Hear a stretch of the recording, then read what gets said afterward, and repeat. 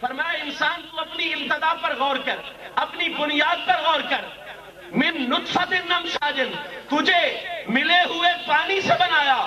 یا اللہ بنانے کا مقصد کیا تھا؟ فرمایا نبتلی ہے، بنانے کا مقصد یہ تھا کہ ہم تجھ سے امتحان لینا چاہتے ہیں. تو ابتدائے حیات کا مقصد قرآن نے امتحان قرار دیا. پھر جب انسان پیدا ہو گیا، اس کی نظروں میں بصیرت آ گئی، اس کی ذہن میں بصارت آ گئی، وہ حسن دیکھنے لگا، خوبصورتیاں دیکھنے لگا، لطافتیں دیکھنے لگا، نزاکتیں دیکھنے لگا. تو رب کریم نے حسن کائنات کو بیان کرتے ہوئے، حسن حیات کو بیان کرتے ہوئے ارشاد فرمایا. سورہ کہف ہے، فرمایا انا جعلنا ما علی الارض زینۃ لہا لنبلوہم. فرمایا اس زمین پر جتنا بھی حسن ہے، جتنی بھی خوبصورتی ہے، خواہ وہ حسن کائنات ہے یا وہ حسن حیات ہے، لنبلوہم. فرمایا خواہ وہ حسن کائنات ہو یا حسن حیات ہو، ہم نے سارے کے سارے حسن کو امتحان کے لیے بنایا ہوا ہے. پھر ابتدائے حیات کے بعد، حسن کائنات کے بعد پھر کشمکش حیات کی بات آ جاتی ہے. قرآن نے فرمایا وَلَوْ يَشَاءُ اللَّهُ لَانتَصَرَ مِنْهُمْ وَلَٰكِن لِّيَبْلُوَ بَعْضَكُم بِبَعْضٍ. فرمایا یہ جو کشمکش حیات ہے یہ بھی تمہارے امتحان کے لیے ہے. پھر اس دور کا سب سے اہم مسئلہ جو تفریق درجات ہے، کوئی چھوٹا ہے، کوئی بڑا ہے، کوئی امیر ہے، کوئی غریب ہے، کوئی وزیر ہے، کوئی بادشاہ ہے، کوئی گدا ہے. یا اللہ تجھے تو کوئی مسئلہ نہیں تھا، سارے ایک جیسے بنا دیتا، سارے ہی ایک جیسے بنا دیتا. یہ فرق کیوں ڈالے کہ کوئی تو بادشاہی کر رہا ہے اور کوئی گدائی کر رہا ہے، کسی کے کتے سیب کھاتے ہیں اور کسی کو خود کھانے کو بھی نہیں ملتا. یا اللہ یہ فرق کیوں ڈالے، یہ تفریق درجات کیوں رکھی، یہ اونچ نیچ کیوں بنا دی؟ تو قرآن نے یہ مسئلہ بھی بیان کر دیا. فرمایا وَرَفَعَ بَعْضَكُمْ فَوْقَ بَعْضٍ دَرَجَاتٍ لِّيَبْلُوَكُمْ فِيمَا آتَاكُمْ. یہ جو اونچا نیچا تمہیں بنایا ہے یہ بھی کسی اور مقصد کے لیے نہیں، یہ بھی تمہارے امتحان کے لیے بنایا. یہ جو اونچ نیچ ہے یہ بھی کس کام کے لیے؟ تمہارے کس کام کے لیے؟ تمہارے امتحان کے لیے. اور اس سے اگلی منزل میں تو امتحان کے کنسپٹ کو، اس نظریے کو تو بالکل واضح کر دیا. آج تو کسی پر مصیبت آ جائے تو کہتے ہیں جی پھنس گیا، اور کوئی MNA بن جائے تو کہتے ہیں اس کی موجی ہو گئی. ارے یہ تیرا نظریہ ہے، تیری جمہوریت کا نظریہ ہے، تیری سوچوں کا نظریہ ہے. قرآن کا نظریہ اس سے بالکل مخالف ہے. قرآن فرماتا ہے وَنَبْلُوكُمْ بِالشَّرِّ وَالْخَيْرِ فِتْنَةً. کبھی ہم بادشاہ بنا کے امتحان لیتے ہیں، کبھی ہم گدا بنا کے امتحان لیتے ہیں، کبھی ہم امیر بنا کے امتحان لیتے ہیں، کبھی ہم فقیر بنا کے امتحان لیتے ہیں، کبھی ہم کچھ دے کے امتحان لیتے ہیں، کبھی ہم کچھ لے کے امتحان لیتے ہیں. صاحبان محترم کتنا بڑا تصور پیش کرنے جا رہا ہوں. ابتدائے حیات دیکھو وہ بھی امتحان، حسن کائنات دیکھو وہ بھی امتحان، کشمکش حیات دیکھو وہ بھی امتحان، تفریق درجات دیکھو وہ بھی امتحان، امیر کی عمارت دیکھو وہ بھی امتحان، غریب کی غربت دیکھو وہ بھی امتحان، بادشاہ کی بادشاہی دیکھو وہ بھی امتحان، گدا کی گدائی دیکھو وہ بھی امتحان، وزیر کی وزارت دیکھو وہ بھی امتحان، فقیر کی غربت دیکھو وہ بھی امتحان. تو قرآن نے یہ واضح کر دیا کہ انسان کی ساری زندگی امتحان ہے، اور یہ دنیا امتحان دینے کی جگہ کا نام ہے. ساری زندگی امتحان ہے، ساری زندگی ذوق سے بولیے، ساری زندگی امتحان ہے، ساری زندگی.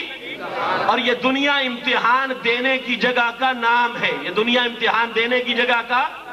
تو قبلہ قرآن کی ان 9 آیتوں نے جب دنیا کا فلسفہ ہمارے سامنے پیش کر دیا، جب دنیا کی حقیقت پیش کر دی، تو 3 بنیادی نقطے، 3 لازمی نقطے جو فوری طور پر سمجھ میں آتے ہیں وہ آپ کی سماعتوں کی نظر کرنا چاہتا ہوں. میرے دوست، دنیا ہے امتحان دینے کی جگہ کا نام، اور زندگی ہے امتحان کا نام. دنیا ہے امتحان دینے کی جگہ کا نام. جب ہمیں یہ پتا چل گیا تو پہلا اصول جو امتحان گاہ کا ہوتا ہے، امتحان دینے کی جگہ کا اصول ہوتا ہے، وہ علماء سے پوچھ لیجئے، طلباء سے پوچھ لیجئے، استادوں سے پوچھ لیجئے، جو امتحان دیتے رہتے ہیں ان سے جا کے پوچھ لیجئے.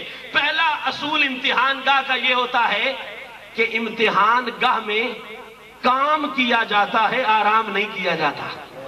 پہلا اصول کیا ہے؟ امتحان گاہ میں کام کیا جاتا ہے، آرام. اگر کوئی طالب علم कमरा इम्तिहान में जाके कहे जी मैं सारी रात जागा रहा हूं, मेरे लिए बेड लगा दो, बिस्तर लगा दो, मैं सोना चाहता हूं, तो सुप्रीडेंट साहब कहेंगे भाई साहब सोना है तो घर जाके सो लीजिए, इम्तिहान गाह में काम किया जाता है, आराम नहीं किया जाता। ये काम करने की जगह है, आराम करने की जगह का नाम नहीं। मेरे दोस्त, इस फिक्रे को ज़हन में रख और फिर कुरान पढ़। कुरान बता रहा है कि तू यहां इम्तिहान देने के लिए आया है। ये दुनिया इम्तिहान गाह है और इम्तिहान गाह में काम किया जाता है, आराम नहीं किया जाता। कुरान इन 9 आयतों में तुझे ये फिक्र दे रहा है कि ऐ इंसान तू यहां पे काम करने के लिए आया है, आराम करने के लिए, आराम करने के लिए। दूसरी फिक्र कि इम्तिहान गाह में वक्त थोड़ा होता है, काम ज्यादा करना होता है। वक्त थोड़ा होता है, काम। मुझे बड़ा अरसा हो गया इम्तिहान देते हुए, बहुत सा स्कूल्स में, कॉलेजेस में गया इम्तिहान में, अपना तजर्बा भी पेश कर रहा हूं। आप हजरात भी इस चीज को समझते हैं कि सारा साल पढ़ा जाता है, सारा साल मेहनत की जाती है। इम्तिहान के लिए वक्त होता है 3 घंटे। कितना होता है? सारा साल पढ़ो, इम्तिहान के लिए 3 घंटे। इवन पीएचडी में भी जब चले जाओ तब भी टाइमिंग यही कुछ रहती है, 3 घंटे रहती है। उसूल इम्तिहान का ये है कि उसमें वक्त थोड़ा होता है, काम ज्यादा करना होता है। अब जो 3 घंटों में 3 घंटे का ही काम करेगा वो फेल हो जाएगा, नाकाम हो जाएगा। कामयाब वो होगा जो 3 घंटों में सारे साल का काम कर जाए। उसूल क्या है कि वक्त कम होता है, काम ज्यादा होता है। कुरान फरमाता है 9 आयतों में कि ये इम्तिहान गाह है। क्या मतलब कि ऐ इंसान तू यहां वक्त थोड़ा लेके आया है, काम ज्यादा करने के लिए आया। तीसरा और कामिल तरीन असूल कि इम्तिहान गाह में अगर मैं ये असूल आपको समझा गया तो मैं समझूंगा मेरी मेहनत पूरी हो गई।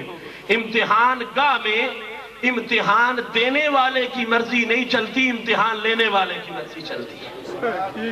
वजीर का बेटा भी इम्तिहान गाह में चला जाए कमरा इम्तिहान में, कहे जी मुझे टीवी वीसीआर लगा के दो, मैंने फिल्म देखनी है, मैंने वीडियो गेम देखनी है, तो सुप्रीडेंट खा वो उसके बाप का मुलाजिम ही क्यों ना हो, वो ये कहता है वजीर साहब आपके घर में बड़े से वीसीआर होंगे, जाइए जाके देख लीजिए। अगर यहाँ पे बैठना है तो पेपर सामने रख के बैठना है, कागज लेके बैठना है, डेस्क पर उसी अंदाज में बैठना है जिस अंदाज में दूसरे बैठे हुए हैं। यहाँ पे आपको वीसीआर मुहैया नहीं किया जा सकता, बेड मुहैया नहीं किया जा सकता।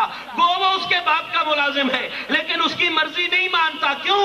इसलिए कि इम्तिहान गाह का उसूल ही ये है कि इसमें इम्तिहान देने वाले की मर्जी नहीं चलती, इम्तिहान लेने वाले की मर्जी चलती है।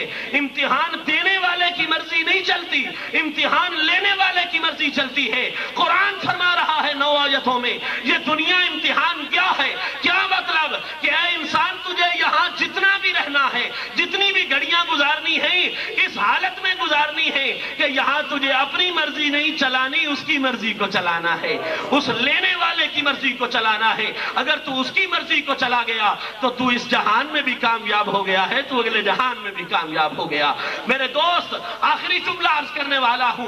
हमने देखा इब्तदाए हयात भी इम्तिहान, उसने कायनात भी इम्तिहान, कश्मकश हयात भी इम्तिहान, तफरीके दरजात भी इम्तिहान। और यह भी पता चल गया कि जब इम्तिहान देना होता है तो 3 असूल होते हैं। काम किया जाता है, आराम नहीं किया जाता।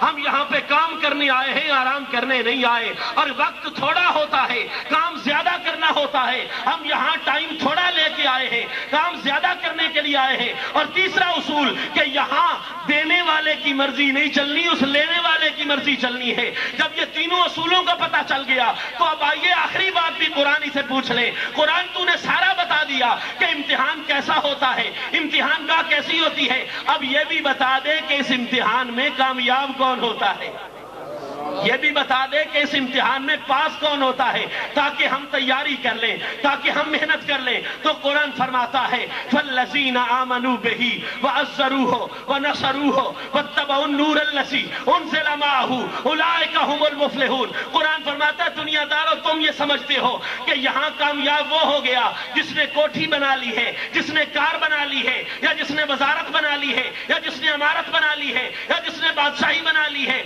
या जिसने लीडरशिप بنا لی ہے. قرآن فرماتا ہے نہیں نہیں، اولئک ھم المفلحون، کامیاب وہ نہیں جس نے کوٹھی بنا لی ہے یا کار بنا لی ہے یا وزارت بنا لی ہے یا عمارت بنا لی ہے. قرآن پھر کون کامیاب ہے؟ فرمایا کامیاب تو وہ ہے جس نے رسول کی ذات اپنی منزل بنا لی ہے.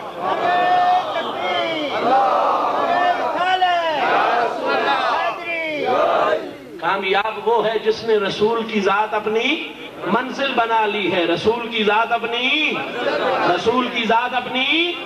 کامیاب وہ ہے جس نے کملی والے کی ذات اپنی منزل بنا لی ہے. قرآن یہ تو سارے کہتے ہیں رسول ہماری منزل، رسول ہماری منزل. تو ہمیں بتا دے اس دعوے میں سچا کون ہے اور اس دعوے میں جھوٹا کون ہے. تو قرآن نے 4 نشانیاں بیان کر دی. فرمایا فَالَّذِينَ آمَنُوا بِهِ وَعَزَّرُوهُ وَنَصَرُوهُ وَاتَّبَعُوا النُّورَ الَّذِي أُنزِلَ مَعَهُ. فرمایا اس کی 4 نشانیاں یہ ہیں کہ جو رسول کی ذات کو اپنی منزل سمجھتا ہے وہ رسول اللہ پر ایمان بھی لاتے ہیں، اور صرف ایمان نہیں لاتے، وَعَزَّرُوهُ، ایمان لا کر رسول کو اپنے جیسا نہیں سمجھتے، رسول کو بے مثل و بے مثال بھی سمجھتے ہیں.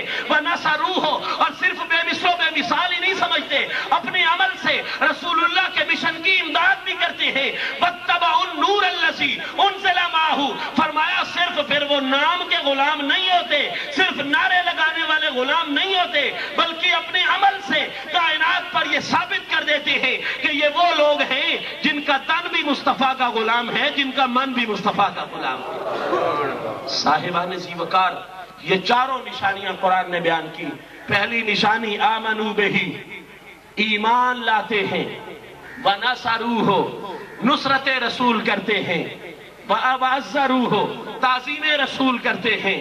وَنَصَرُوهُ، نصرت رسول کرتے ہیں. وَاتَّبَعُوا النُّورَ الَّذِي أُنزِلَ مَعَهُ، اور اتباع رسول کرتے ہیں. صاحبان محترم، آج کی اس خوبصورت محفل میں بس ایک ایک جملے کے حوالے سے